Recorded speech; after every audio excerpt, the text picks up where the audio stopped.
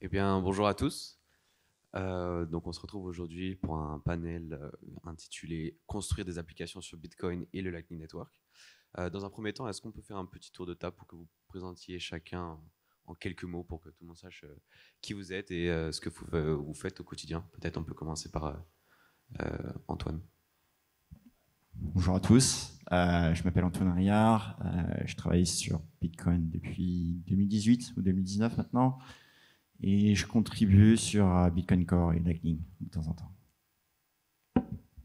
Moi, je m'appelle Bastien, je travaille chez A5 sur le réseau Lightning. Donc, on travaille à créer le protocole du réseau Lightning, à l'implémenter pour permettre à des gens de faire tourner un nœud Lightning et sur un wallet Lightning qui s'appelle Phoenix. Bonjour à tous, je m'appelle Vincent Durmont, je suis le Head of Engineering chez Lightspark. Donc Lightspark, c'est une startup qui est basée à LA, qui a été créée il y a quelques années. Et notre objectif, c'est vraiment de make money flow, unlock opportunity. Donc on veut essayer de faire en sorte que l'argent puisse bouger librement dans le monde. Et donc on a construit toute notre infrastructure sur le réseau Bitcoin et le réseau Lightning. Donc on est plus des utilisateurs. Super, merci pour ces introductions. Dans ce panel, on va essayer un peu de décrire à quoi ressemble le développement sur Bitcoin, sur Lightning, essayer de comprendre les complexités et peut-être le choix, pourquoi plutôt Lightning que Bitcoin. Donc ma première question, ce sera à quoi ça ressemble le quotidien d'un développeur Bitcoin ou Lightning? Quels outils il utilise? Est-ce que il y a une sorte de rituel ou un outil qu'il utilise tous les jours? Dites-nous. Je pense que le mieux, c'est qu'Antoine, tu commences à parler de la partie Bitcoin et ensuite on parlera de la partie Lightning. Ouais, donc si la question c'est quel outil on utilise tous les jours quand on construit Bitcoin, bah, c'est avec Bitcoin D en fait, qui est Bitcoin Core, donc le binaire de Bitcoin Core. Et en fait, que ça soit pour développer des applications, vous allez vous en servir pour tester si vos transactions elles marchent, tester si vous avez une bonne estimation des frais de transaction, tester si vous pouvez propager votre transaction sur le réseau. Et vous allez, même si vous êtes une entreprise, vous allez aussi utiliser en production en tant que un peu pièce maîtresse de votre infrastructure. Donc pour moi, ma réponse, ça serait Bitcoin. Et donc, en fait, et sur Bitcoin, ce qui est important, c'est qu'il y a deux aspects de Bitcoin. Il y a la partie du consensus, qui est quelque chose qui est très dur à changer parce que si on change le consensus, ça impacte tous les nœuds qui tournent aujourd'hui. Et donc, faire un changement de consensus, c'est quelque chose qui demande d'avoir un accord très large dans la communauté parce qu'on aura beau écrire le code, si personne ne prend ce code et le fait tourner sur son nœud, en fait, ça sert à rien. Et donc, en fait, c'est pas vraiment les développeurs qui ont le pouvoir ici pour faire changer les choses. Il faut que la communauté de gens qui font tourner de nœuds Bitcoin l'accepte. Mais ça, c'est qu'une petite partie du boulot de développement sur Bitcoin. Il y a aussi plein d'aspects de Bitcoin qui ne touchent pas au consensus. Par exemple, améliorer la façon dont des transactions se propagent. Et donc là, les développeurs sont en permanence en train de tous contribuer sur la même base de code qui est Bitcoin Core pour faire des changements. Il y a combien environ de contributeurs actifs sur Bitcoin Core? On va dire à chaque release de code, je pense qu'il y a une bonne cinquantaine de personnes qui sont créditées à chaque changement. Ok. Et donc ça, c'est une grosse différence avec Lightning, parce que dans Lightning, il n'y a pas un consensus global, donc c'est plus facile d'une certaine manière de faire des changements qui impacteraient vraiment le protocole. Et donc la façon dont le développement Lightning, ça marche, c'est qu'on ait plusieurs boîtes, entreprises différentes qui se mettent d'accord sur le protocole. Donc on travaille sur une spécification qui est partagée, sur laquelle on doit tous se mettre d'accord sur ce qu'on ajoute et ce qu'on change dans cette spécification, qui décrit en fait comment est-ce qu'un nœud Lightning, un ordinateur qui fait tourner le réseau Lightning, parle à un autre ordinateur qui fait tourner le réseau Lightning, quel message il s'envoie, quel est le contenu de ces messages pour en fait permettre de faire des paiements. Et ensuite, chacun peut de son côté implémenter dans son code à lui ce qu'on a décidé sur le protocole. Donc en fait, ça permet d'aller plus vite que sur Bitcoin pour certaines fonctionnalités, ce qui est intéressant, mais tout en quand même se mettant d'accord avec les autres entreprises pour les choses fondamentales qui touchent au cœur du protocole.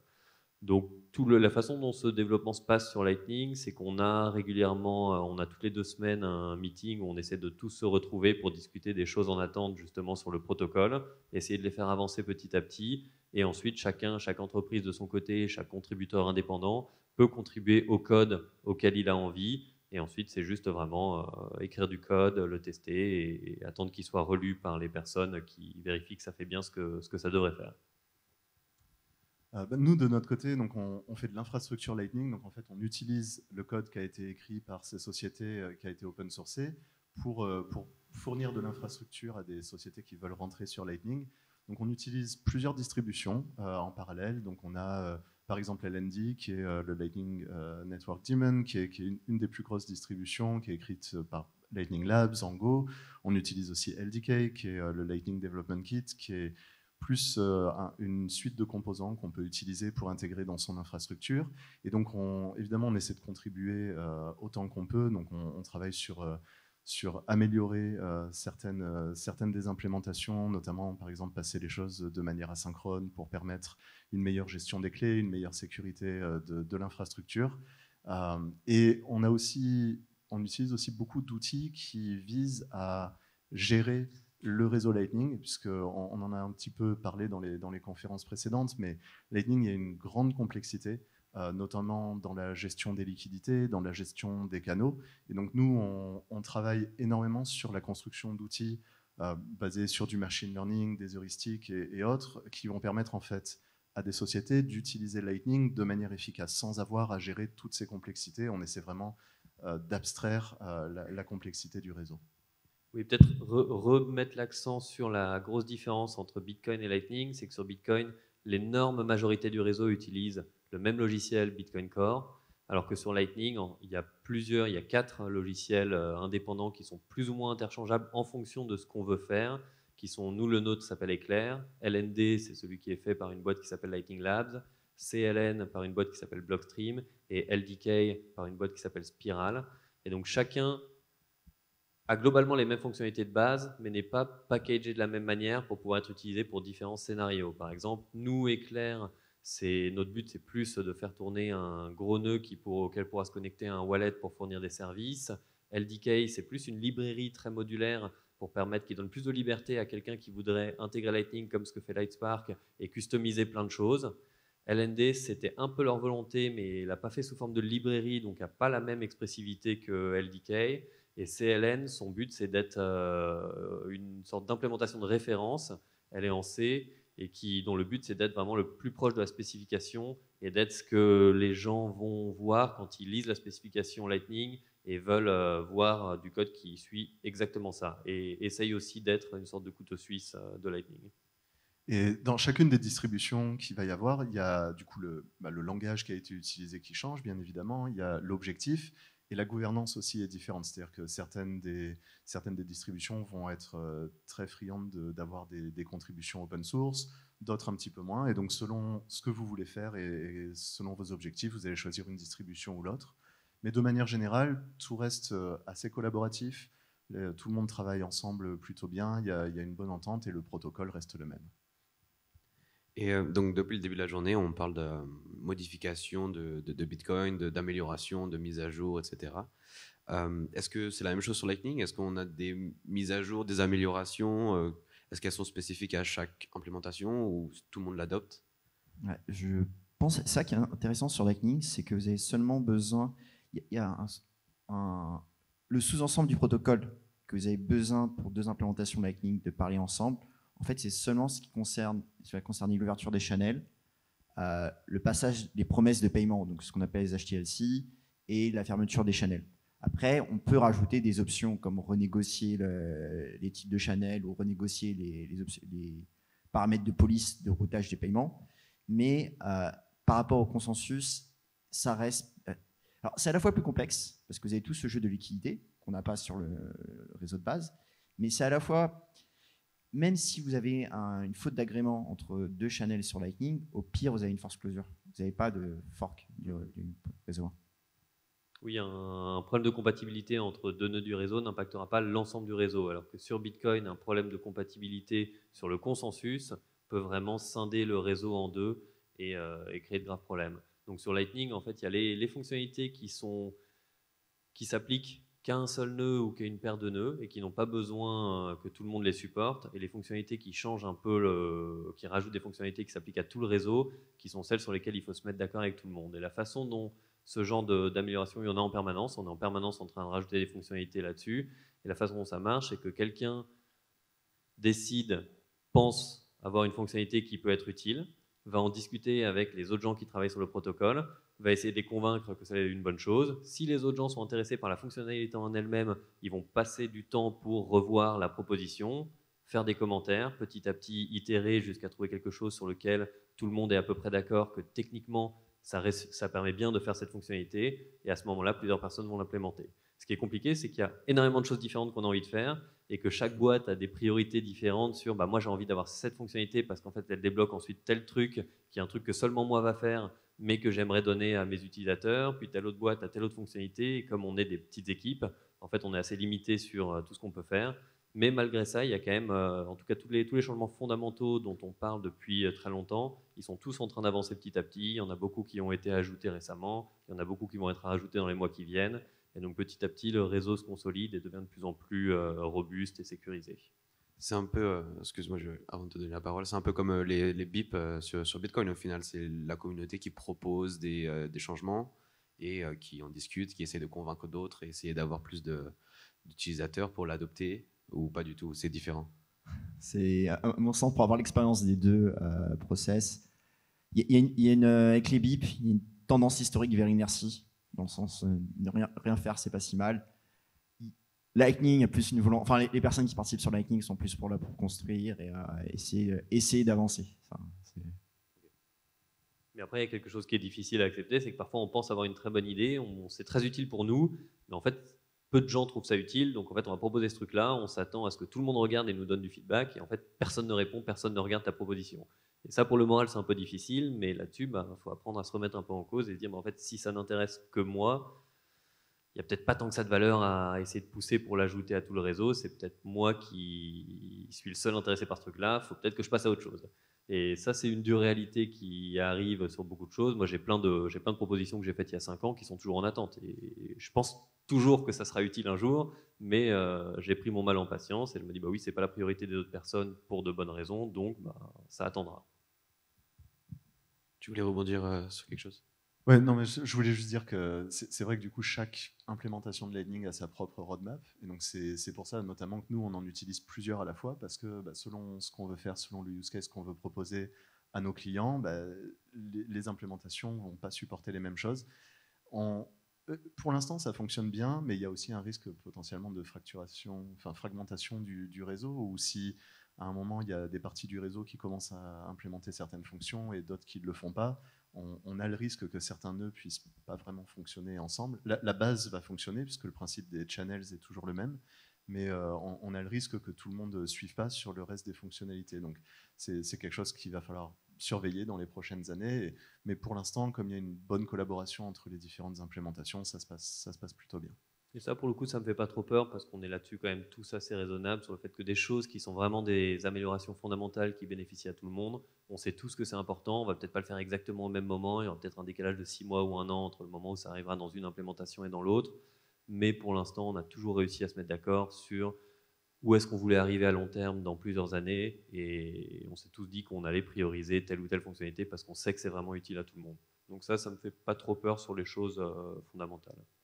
Donc c'est un peu à cause de ces différences que régulièrement, quand on essaie des nouveaux portefeuilles ou qu'il y a une nouvelle implémentation, certains paiements peuvent échouer et ne pas passer sur un autre portefeuille, ou c'est différent.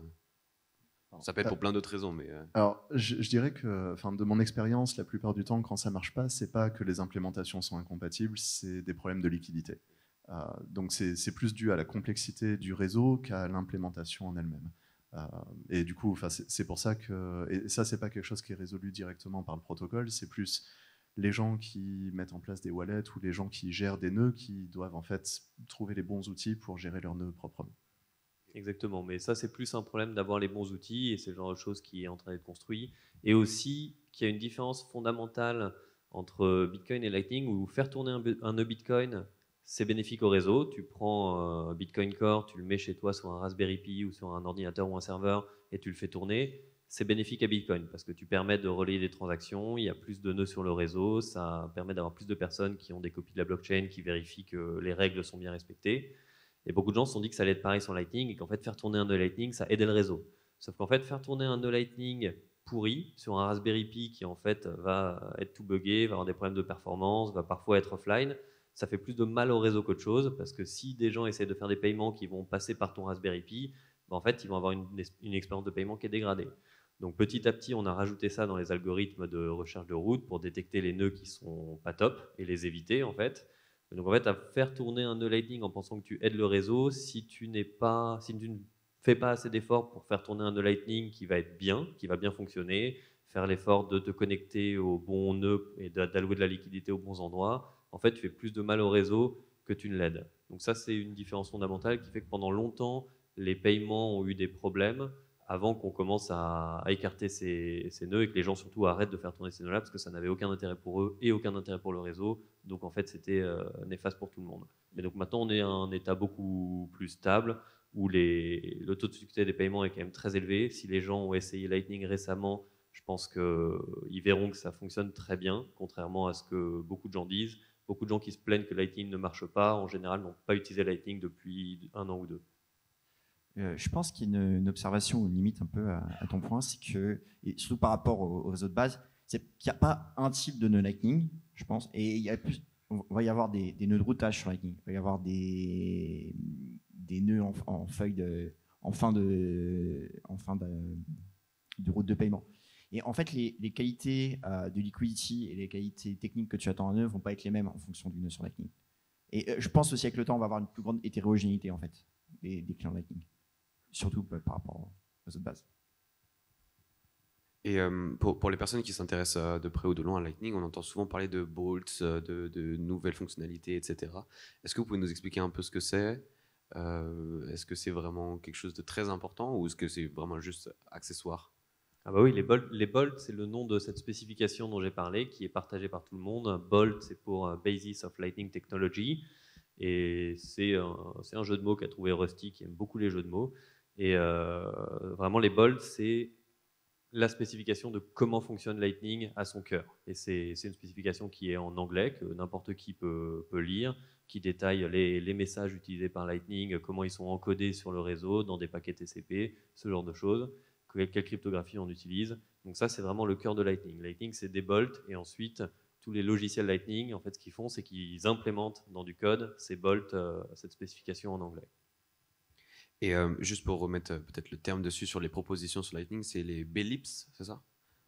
J'essaie toujours d'espérer qu'on appellera ça des Sparks, mais ça n'a pas marché. Donc pour mimer un petit peu les BIP, qui étaient des Bitcoin Improvement Proposal, qui sont des propositions d'amélioration de Bitcoin lui-même, sur Lightning, on a la même chose, qui est en fait quelque chose de moins normatif, moins important qu'un Bolt, mais qui est une Bitcoin Lightning Improvement Proposal, un BLIP. Et donc là-dessus, n'importe qui peut proposer sans que ça ait vocation à être accepté par tout le monde. Par exemple, quelqu'un peut dire bah, moi, dans mon wallet à moi, j'ai ce système-là qui permet d'encoder des podcasts. Et j'ai envie de créer ce petit standard sur comment est-ce qu'on fait des podcasts et comment est-ce qu'on paye un Satoshi toutes les 5 secondes pour écouter un podcast. Donc ça, cette personne va le faire dans un blip. Et ensuite, d'autres wallets qui font des podcasts peuvent décider ou non d'utiliser ce blip. Mais ce n'est pas quelque chose qui a vocation à être de base dans les implémentations Lightning. Mais c'est plein de petites améliorations qui permettent de rajouter des fonctionnalités à l'écosystème plus général d'applications qui utilisent Lightning. Très bien, merci. Et fondamentalement, quelle est la différence entre développer sur Bitcoin et Lightning ? C'est-à-dire que je me demande, un développeur qui a une idée d'une application qui utilise Bitcoin, comment est-ce qu'il choisit entre développer sur le L1, Bitcoin, ou développer sur le L2, Lightning ? Est-ce qu'il y a des compromis ou pas ? Dites-nous un petit peu. Je dirais que ça dépend vraiment de l'application. Pour tout ce qui va être paiement, Lightning est bien plus accessible parce que du coup, pour tout ce que Charles a expliqué à la conférence précédente sur la scalabilité, Bitcoin est relativement limité, très cher. Donc pour tout ce qui va être des applications sur du paiement, Lightning a beaucoup d'avantages. Le problème de Lightning, ça va être sa complexité. Donc par rapport à Bitcoin, où on peut recevoir de l'argent facilement, où le protocole est complètement distribué, Lightning, il va falloir faire tourner son nœud, il va falloir gérer sa liquidité, il va falloir trouver les bons chemins pour router ses payments. Et donc souvent, cette complexité, elle freine un petit peu les gens. Et donc c'est une des choses sur lesquelles je travaille beaucoup, sur comment en fait rendre ça beaucoup plus accessible. J'aimerais qu'un jour, il y ait quelque chose un peu comme Stripe, où en fait on peut juste ouvrir un compte, lancer son nœud, et on peut juste tout simplement envoyer et recevoir des paiements sans aucun souci et construire des applications là-dessus, mais tout en gardant la partie où on garde ses clés, où on est non-custodial, etc. Donc c'est vraiment, moi je recommanderais vraiment Lightning pour tout ce qui est des applications à destination du grand public, à destination des paiements. En fait, je pense que la différence fondamentale qu'il faut bien comprendre, c'est que entre Bitcoin et Lightning, si tu as besoin juste de faire des paiements relativement peu fréquemment et de gros montants, dans ce cas, tu utilises directement Bitcoin. Lightning, c'est plus fait si tu as besoin de faire très régulièrement des petits ou moyens paiements. Parce que si tu fais des très gros paiements dans Lightning, en fait, c'est pas intéressant, ça va moins bien marcher que de faire directement un paiement sur Bitcoin. Mais donc c'est vraiment ça la question. Si tu veux faire une app qui dépend de micro-paiements très fréquents, là tu pourras jamais le faire directement sur Bitcoin. Tu es obligé d'utiliser Lightning. Si tu veux faire une app qui, par exemple, en fait, prend très régulièrement des snapshots de quelque chose, d'informations pour faire du timestamping, par exemple un truc qui s'appelle Open Timestamps, le truc de Peter Todd, et qui permet de prouver que quelque chose a existé à un instant T, et que tu as en fait besoin de faire qu'une transaction toutes les 10 minutes qui agrège plein de données, bah là, ça n'a aucun intérêt de le faire sur Lightning, et au contraire, tu veux bénéficier du fait d'enregistrer quelque chose dans la blockchain. Donc là, tu le fais directement sur Bitcoin.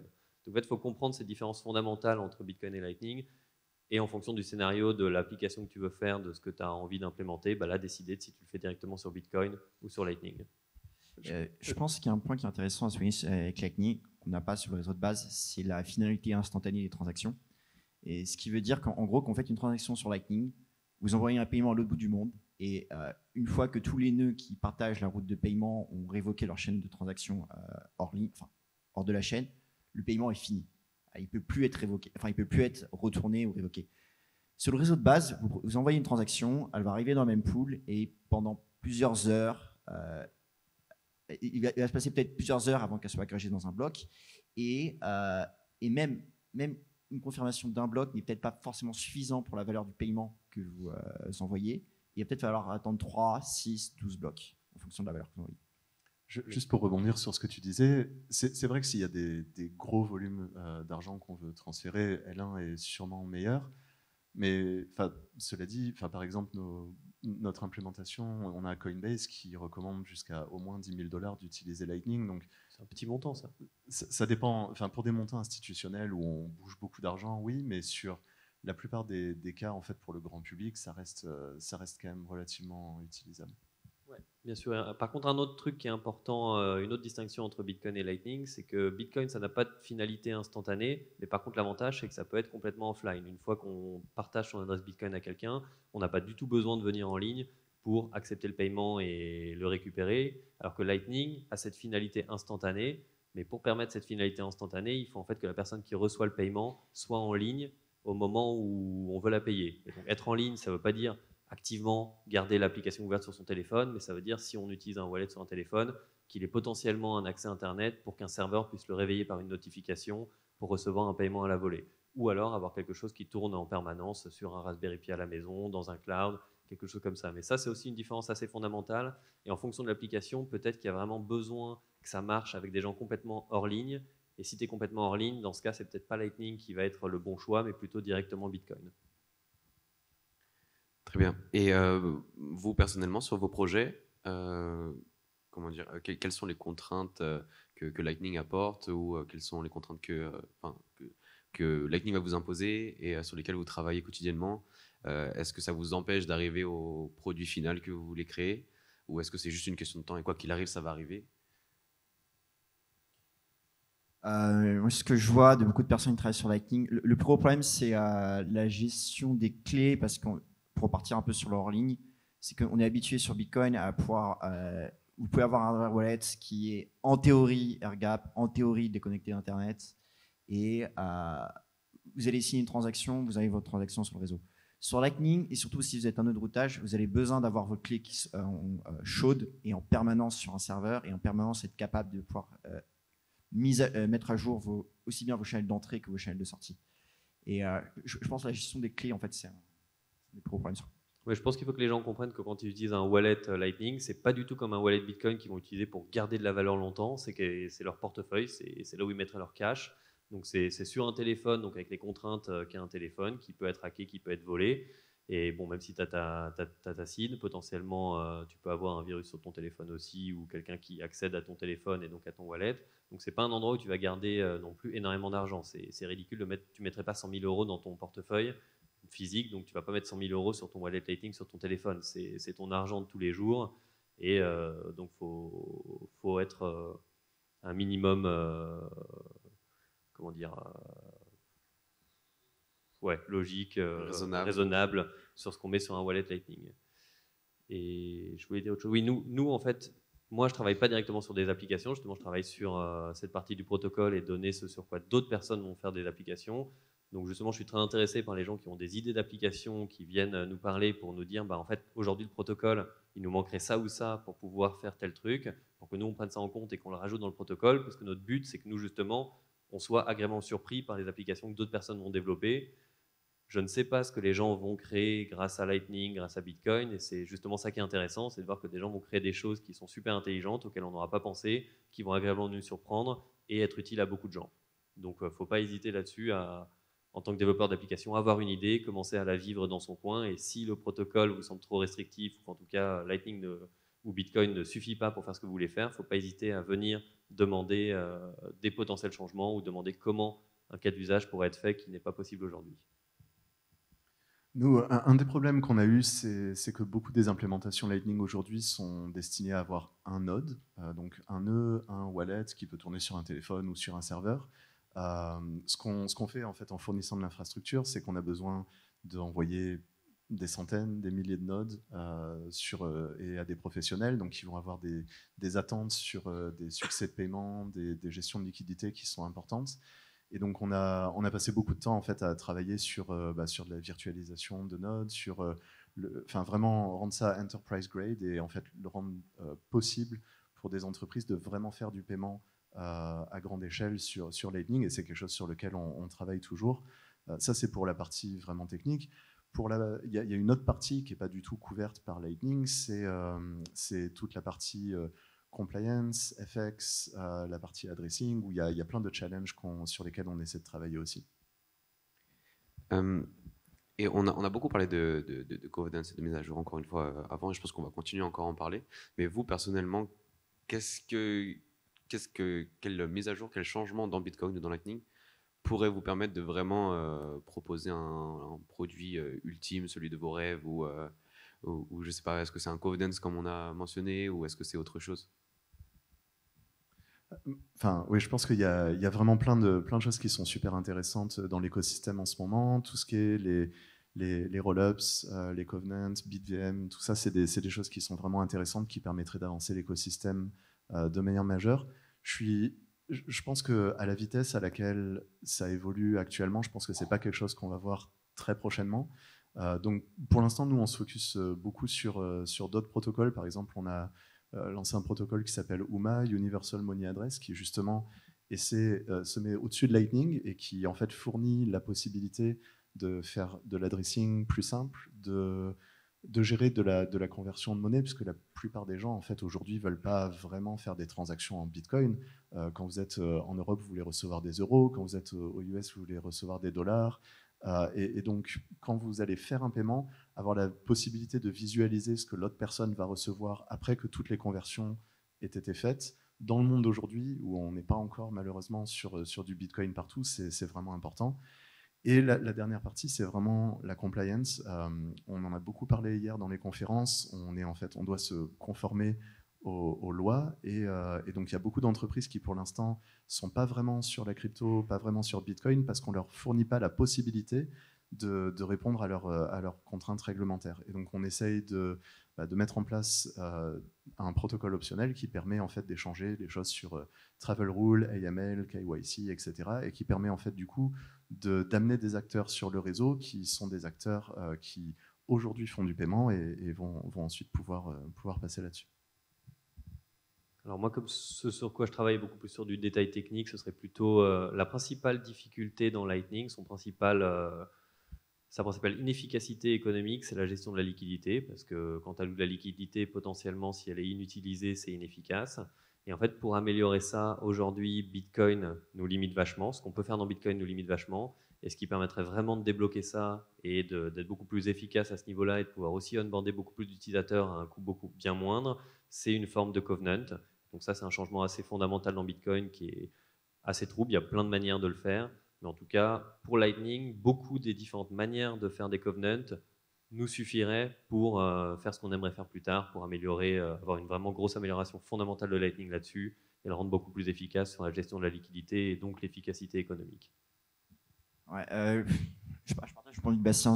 Bien sûr, il y aurait des covenants qui permettraient d'améliorer Lightning, mais je pense qu'il y a aussi le travers d'esprit de se dire qu'on a juste besoin de quelques covenants pour fixer tous les problèmes sur Lightning, et il y a beaucoup de problèmes sur Lightning qui ne sont pas fixés avec des covenants, notamment tout ce qui est brouillage de liquidité, ou s'assurer que la liquidité soit bien répartie sur le réseau, tout ce qui est les problèmes de routage, avoir un bon score de tous les nœuds ce que vous avez utilisé pour construire des routes de paiement,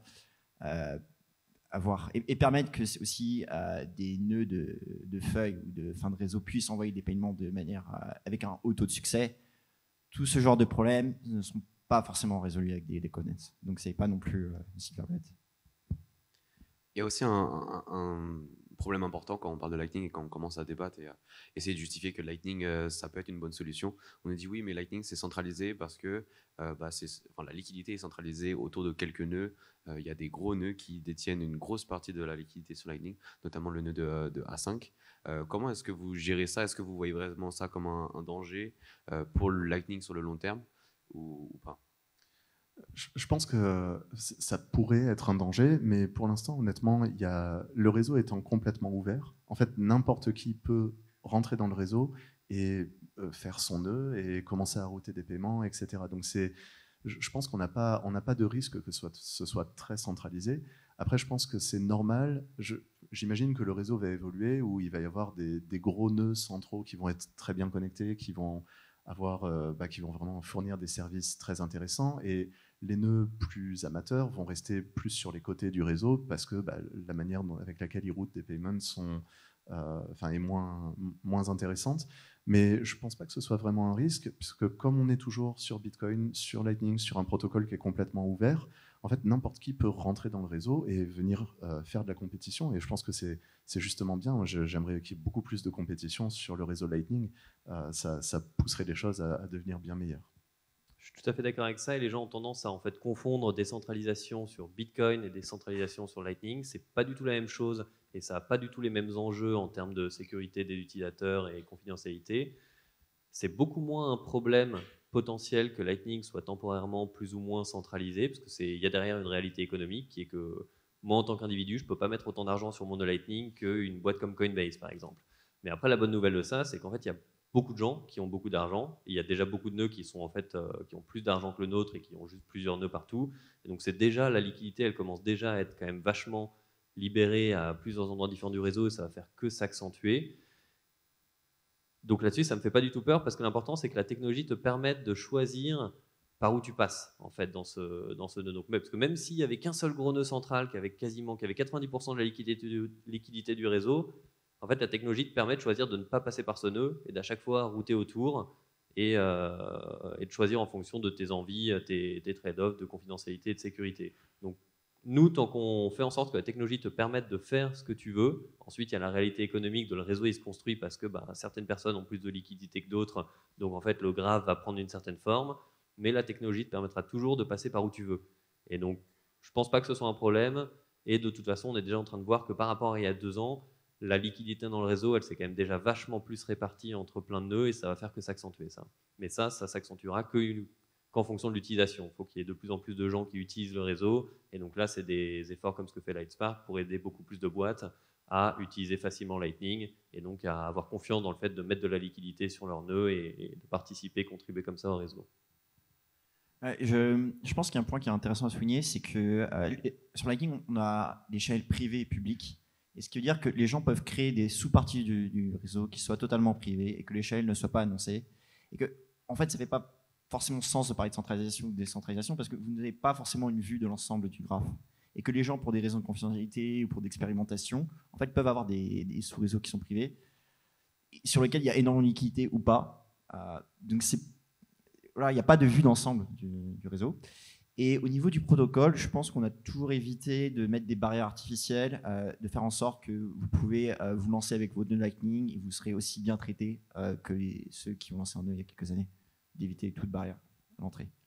Oui, je pense que c'est important de rappeler ça, c'est que c'est un protocole, donc tout le monde peut l'utiliser librement et ouvrir ses chans. Et si vous voulez vraiment utiliser Lightning de pair à pair, bah, vous pouvez ouvrir un canal avec quelqu'un que vous connaissez directement et échanger. Je ne sais pas si vous avez l'habitude d'aller au bar avec lui et qu'une seule personne paye pour que ce soit plus simple, bah, vous pouvez directement repasser par Lightning pour vous rendre. Et ça reste très, très local.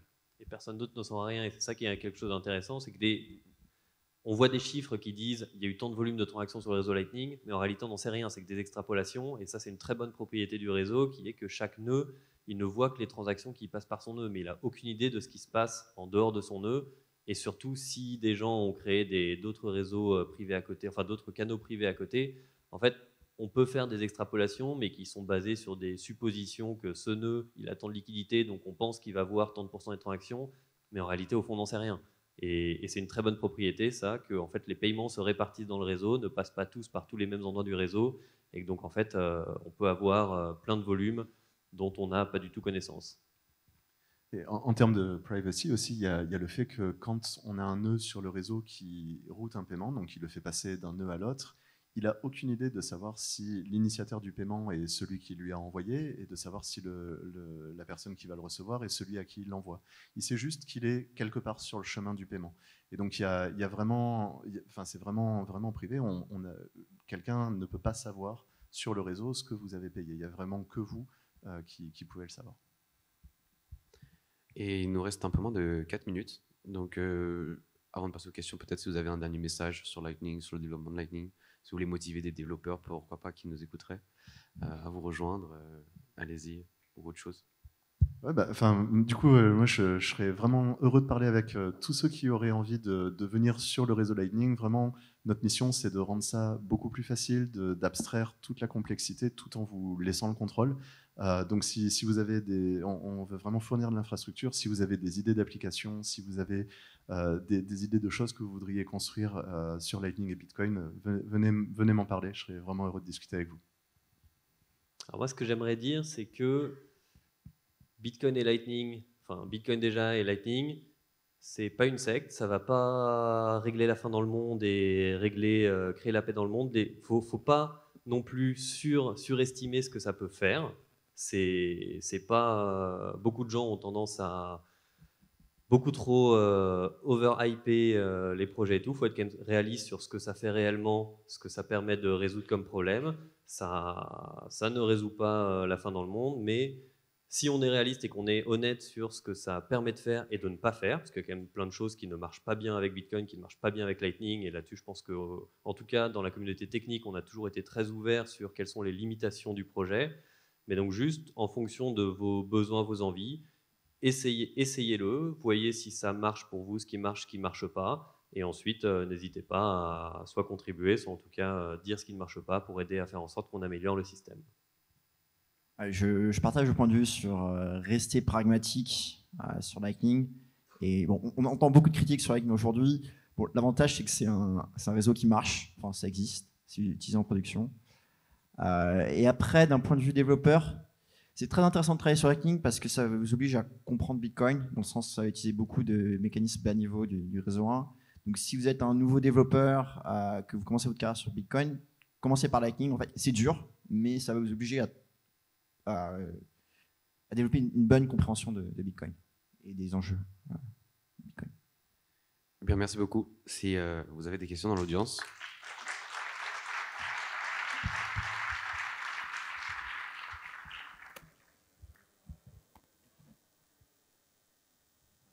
Bonjour, merci pour votre travail pour le développement de la communauté.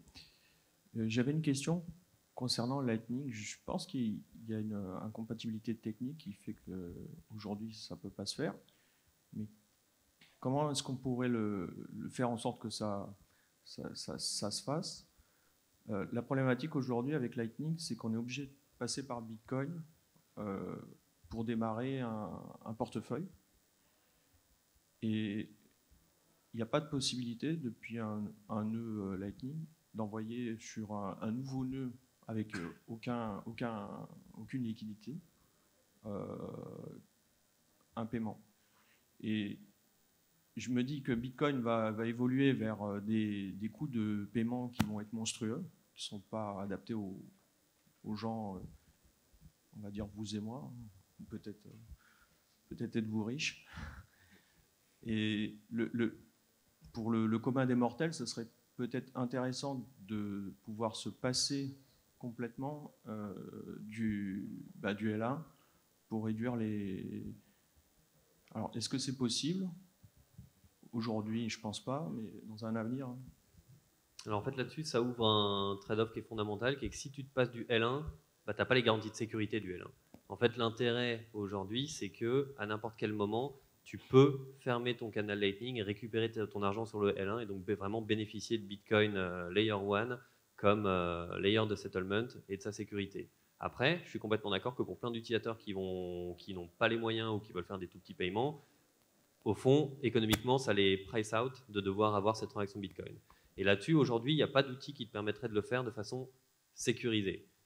Avec les Covenants, justement, il y a ce concept de Channel Factory qui permettrait justement de faire un petit peu ce que tu décris, où quelqu'un a déjà de l'argent sur Lightning, envoie vers quelqu'un qui n'en a pas, et là, sans faire de transaction Bitcoin, on pourrait, dans une Channel Factory, allouer un channel virtuel, enfin, faire rentrer cet utilisateur dans cette Channel Factory. Mais ça crée aussi d'autres trade-offs ensuite sur comment potentiellement cet utilisateur, s'il le veut, récupère ses fonds on-chain ou un autre utilisateur dans cette factory. Donc ça, c'est un papier qui a été publié, je pense il y a déjà très longtemps, par Christian Decker et d'autres, sur comment est-ce qu'on pourrait faire ça si on avait des covenants sur Bitcoin. Et c'est une des motivations pour ajouter des covenants à Bitcoin, parce que ça permettrait de faire ce genre de choses dans Lightning. Après aussi, on peut aussi se dire que c'est pas le but de Lightning non plus de résoudre tous les cas d'utilisation. Faut pas espérer que c'est pas une potion magique qui va pouvoir. Il y a des limitations fondamentales si on veut garantir certaines conditions de sécurité. Peut-être que quelque chose qui marche pour ce genre de use case, en fait, a besoin de garanties de sécurité différentes de Lightning et donc seront mieux servis par un autre protocole que Lightning.